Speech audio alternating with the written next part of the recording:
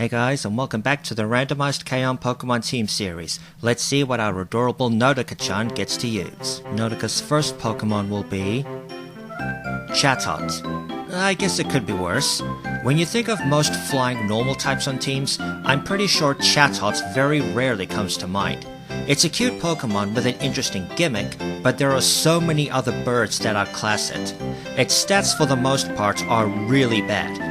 Its special attack and speed are alright, but that's really all it has going for it.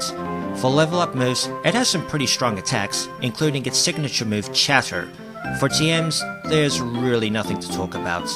So, kind of a disappointing start. Although I could probably see Nodoka keeping a Chatot as a pet if nothing else. I think she'd quite like it.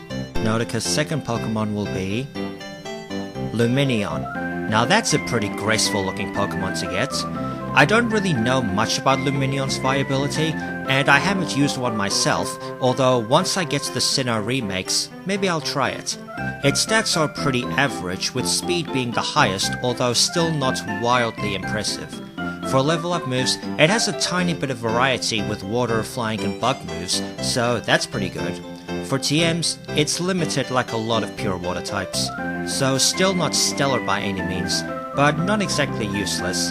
You could get some use out of a Lumineon. Nodoka's third Pokemon will be Swine. Now that's a serious jump. Piloswine's evolution into Swine really gave it a major buff, which I think some might say it's kinda needed, mostly in terms of its move pool.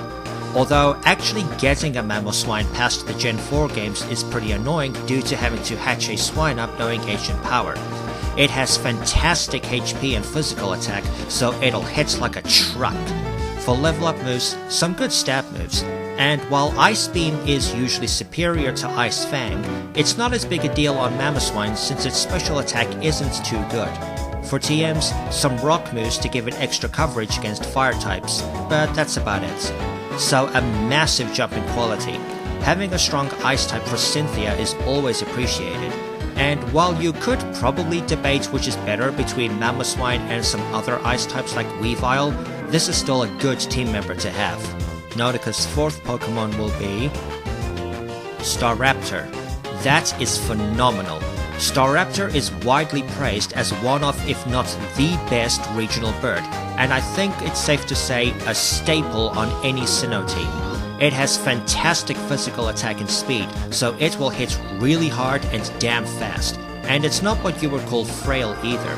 For level up moves, some great attacks to complement its attack stat, plus it gets close combats to help against rock and ice types, and to my knowledge, Staraptor is the only regional bird to get that move, at least naturally, so that gives it a major advantage over some other birds. For TMs, it is limited, but having Stab Return to hit even harder, plus U-turn for pivoting if you wanted to use that, is very good.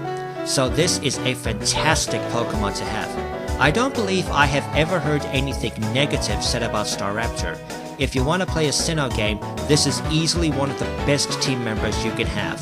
Nodoka's fifth Pokemon will be Cresselia. Nice! Our student council president gets a legendary. I'll admit I know very little about Cresselia, but being a legendary usually means a Pokemon is very good.